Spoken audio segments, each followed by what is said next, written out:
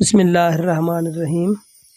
السلام علیکم ناظرین، ملک ٹی وی میں خوش آمدید کہتے ہیں۔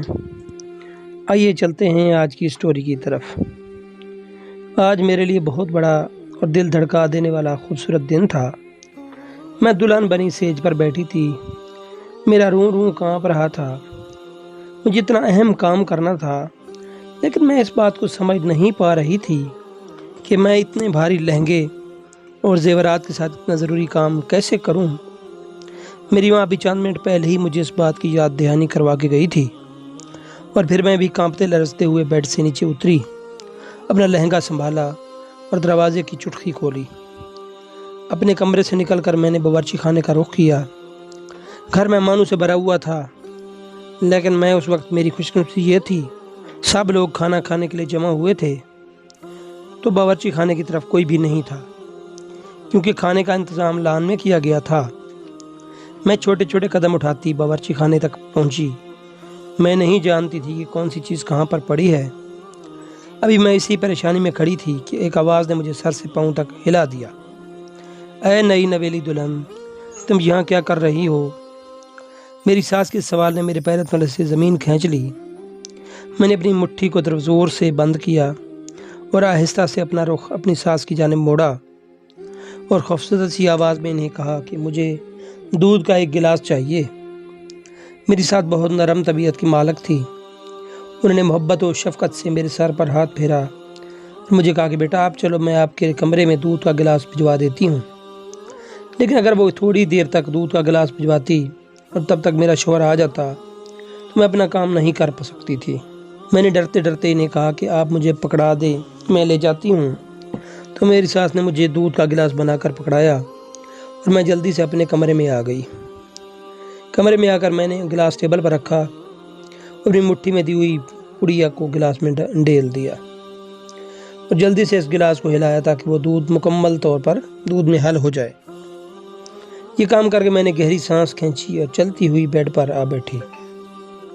اب مجھے اپنے شوہر کا انتظار تھا۔ میرا یہ انتظار زیادہ طویل نہیں تھا۔ 10 منٹ کے بعد میرے کمرے کا دروازہ ہلکا سا کھلا اور میرا شوہر اندر داخل ہوا۔ اونچا لمبا قد، گندمی رنگت، شیروانی میں وہ بہت خوبصورت لگ رہا تھا۔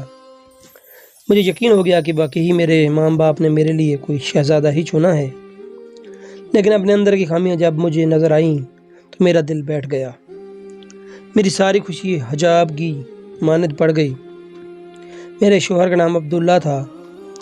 اس نے آ کر مجھے سلام کیا اور ایک دو اور باتوں کے بعد میں نے جھٹ سے دودھ کا گلاس اسے پکڑا دیا۔ دودھ کا گلاس پیتے ہی مجھے ایسا محسوس ہوا جیسے اس نے اپنے سر کو جھٹکا ہے۔ دودھ پینے کے فوراً بعد وہ گمسم سا ہو گیا اور 10 منٹ کے بعد وہ غنودگی میں جانے لگا۔ مجھے اپنے کیے پر بہت شرمندگی تھی، لیکن اس کے علاوہ میرے پاس اور کوئی چارہ بھی نہیں تھا، کیوں مجھے اپنی ماں کی بات ضروری مانی تھی اپنے گھر کو بچانے کے لیے۔ میری ماں مجھے روزانہ فون کر کے یہ بات یاد کرواتی کہ میں نے اپنے شوہر کو دوا پلائی ہے، لیکن اس بات کا پتہ میرے شوہر کو نہ چلے۔ مجھے یہ سب کچھ کرنا اچھا نہیں لگتا تھا، لیکن مجھے اپنی ماں کی بات بھی ماننی تھی، اور اسی وجہ سے وہ جیسے مجھے کہتی تھی میں ویسے ہی اپنے شوہر کو روزانہ دوا پلاتی رہی۔ دوا پینے کے بعد بھی وہ بالکل خاموش ہو جاتا یا پھر سو جاتا۔ کئی دن تک یہ سلسلہ اسی طرح چلتا رہا۔ میں نے وہ دوائیاں بھی بہت چھپا کر رکھی تھیں تاکہ کسی کی نظر میں نہ آئے۔ ایک دن جب میں نے اپنے شوہر کو دوائی دودھ میں ملا کر پلائیں تو وہ فوراً واش روم چلا گیا۔ مجھے بہت حیرت ہوئی، لیکن میں نے دل کو تسلی دی کہ دوا 2-3 منٹ کے بعد ہی اثر کرتی ہے، اور جب وہ واپس آیا تو اس طرح سے گمسم سا ہو کر لیٹ گیا۔ آج کچھ دنوں کے بعد میری ماں مجھ سے ملنے آئی تھی۔ میں اپنی ماں کو دیکھ کر بہت خوش ہوئی، لیکن انہیں آتے ہی مجھ سے سوال جواب شروع کیے کہ تم روزانہ ملانا کا دوا دے رہی ہو یا نہیں۔ میں نے ان کی تسلی و تشفی کروائی کہ میں روزانہ وقت پر ہی انہیں دوا دیتی ہوں۔ انہوں نے میرا سر تھپکا اور مجھے کہا کہ بس میری بیٹی، تم نے کسی کو نہیں بتانا، خاص کر اپنی ساس کو۔ اگر کسی کو بھی اس بات کی بھنک لگ گئی تو یہ لوگ تمہیں بہت ذلیل کریں گے اور تمہارا شوہر تمہیں طلاق دے دے گا۔ یہ سوچ کر وہی میری روح کانپ گئی اس گھر میں میرا شوہر اور میری ساس، بس ہم 3 افراد ہی رہتے تھے۔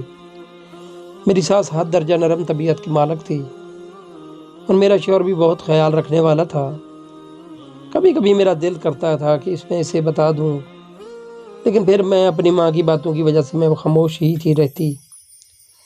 میں نے اپنے شوہر کو کہا کہ مجھے اپنے ماں باپ سے ملنے کے لیے جانا ہے، تو اس نے کہا کہ میں تیار ہو جاؤں۔ وہ واپس جاتے ہوئے مجھے وہاں چھوڑ گئے، واپسی پر مجھے لیتے ہوئے آئے گا۔ میں نے بھی ہاں میں سر ہلایا اور تیاری کرنے چلی گئی۔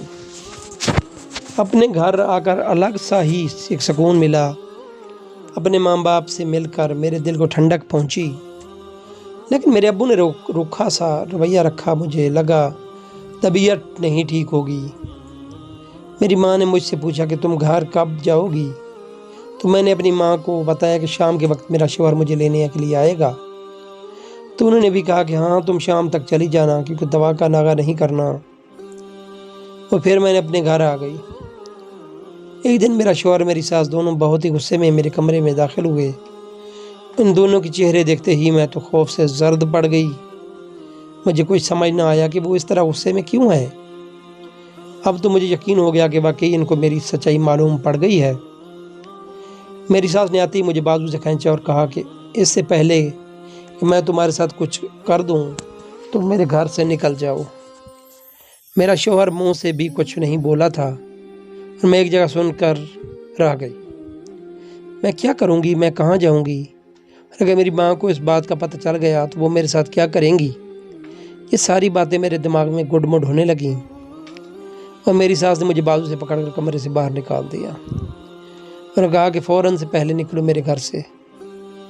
میں سوچ طرف اسے آہستہ قدم اٹھاتے ہوئے اپنے گھر کی دہلیز پار کر گئی۔ مجھے کچھ پتہ نہ تھا کہ میں کہاں جا رہی ہوں، بس معلوم تھا اتنا ہی کہ میرا راز فاش ہو گیا ہے۔ اپنے خیالات میں اس قدر گم تھی کہ سامنے سے آنے والی گاڑی کو میں نے نہیں دیکھا اور سیدھا ٹکرا کر زمین بوس ہو گئی۔ جب مجھے ہوش آیا تو میں اپنے آپ کو ہسپتال میں پایا۔ میرا دماغ بہت بھاری ہو رہا تھا۔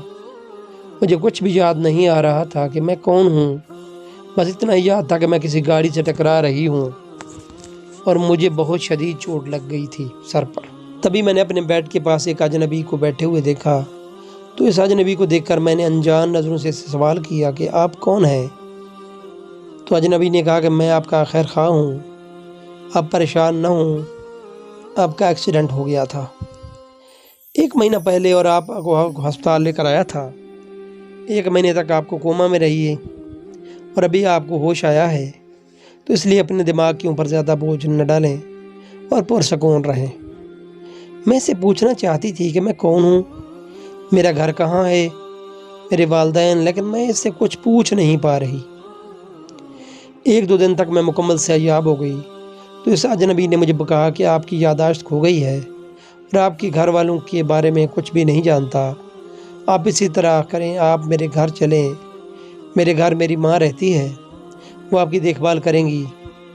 وہ اجنبی بہت بھلے مانس دکھ رہا تھا اور اس وقت میرے پاس بھی کوئی اور سہارا نہ تھا نہ ہی مجھے کچھ یاد تھا۔ اسی وجہ سے میں اجنبی کے ساتھ اس کے گھر آ گئی۔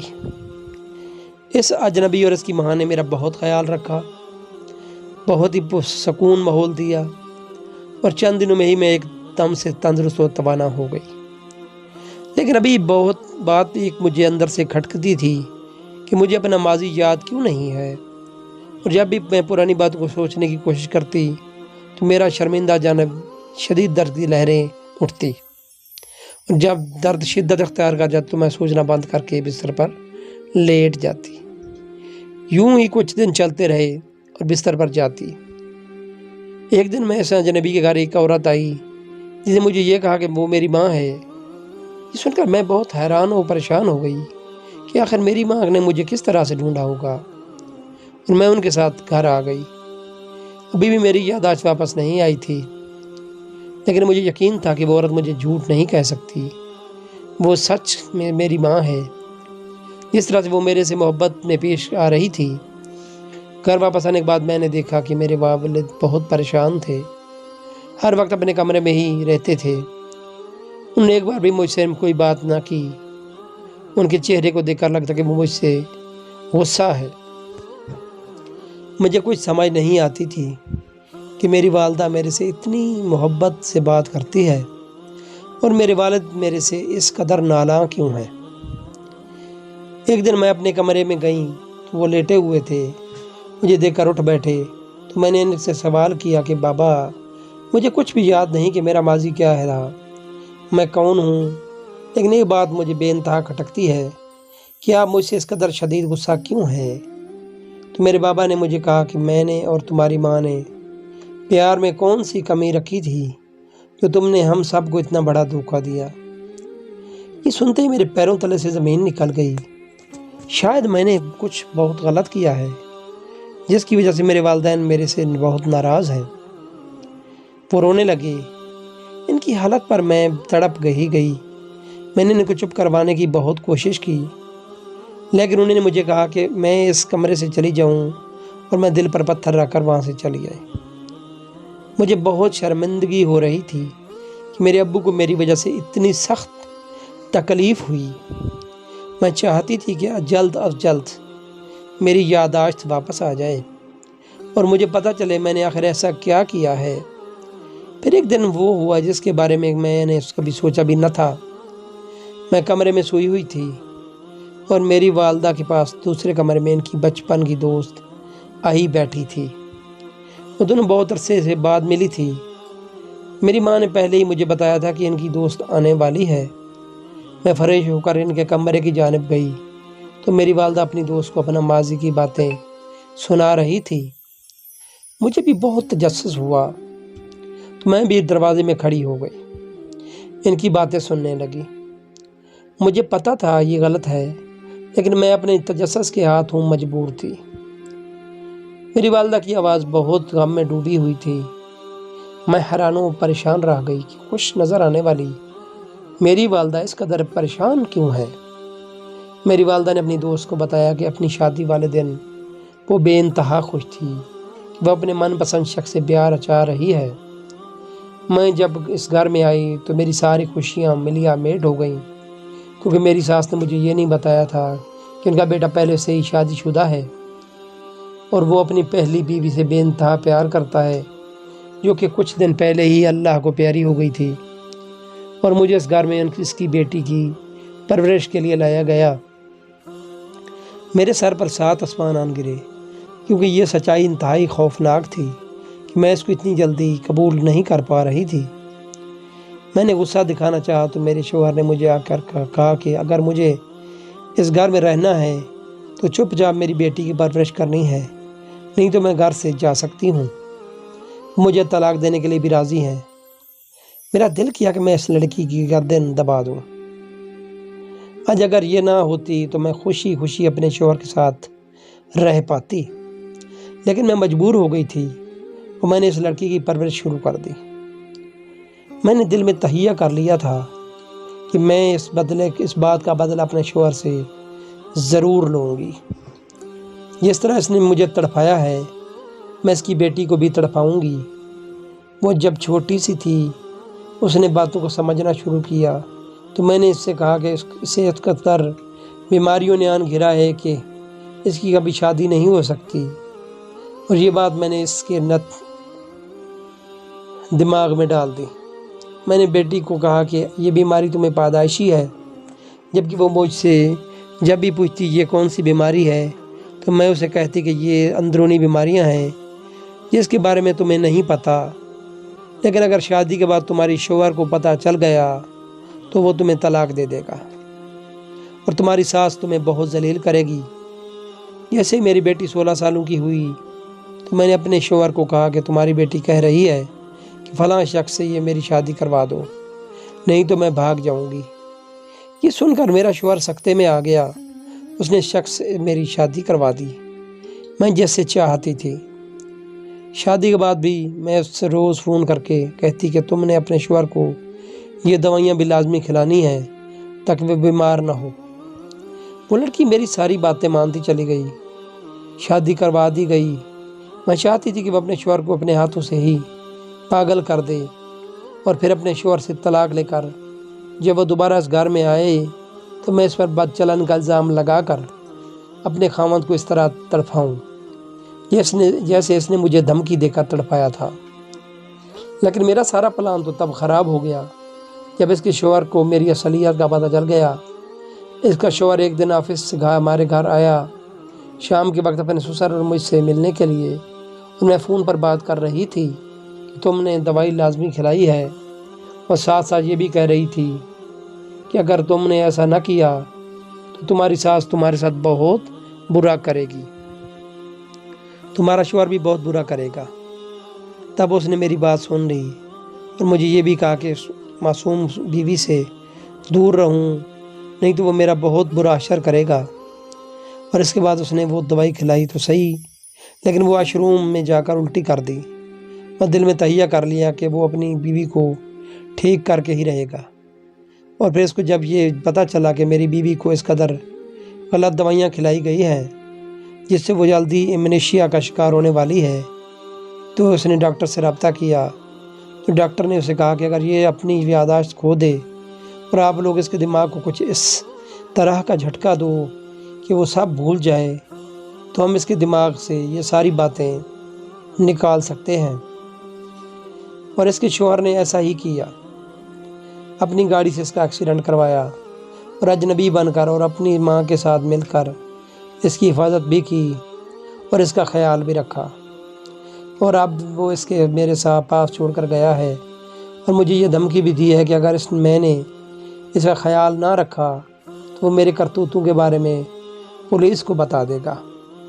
اپنی بیوی کو یہاں پر چھوڑنے کا یہ مقصد ہے کہ وہ اپنے باپ کے قریب آ جائے۔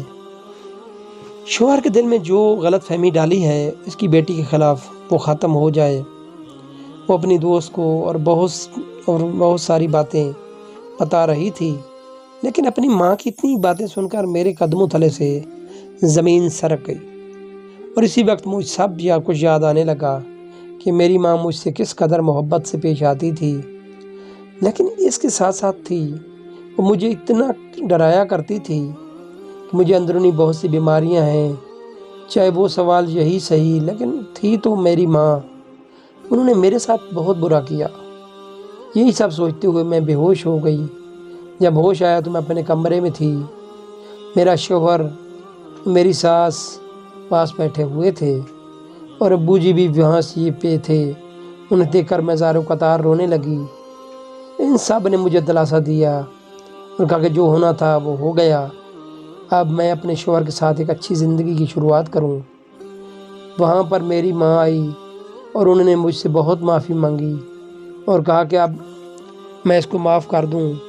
مجھے یہ بھی کہا کہ میں نے کسی کی بیٹی کے ساتھ برا کیا ہے، شاید خداوند تعالیٰ نے اس لیے مجھے بے اولاد رکھا، اگر میں اپنی اولاد کی طرح تمہارے ساتھ اچھا کرتی تو شاید اللہ تعالیٰ مجھے بھی اولاد سے نواز دیتا۔ اور میں نے کھلے دل سے انہیں معاف کر دیا، اور میں آج خوش و خرم اپنی زندگی اپنی شوہر اور ساس کے ساتھ گزار رہی ہوں۔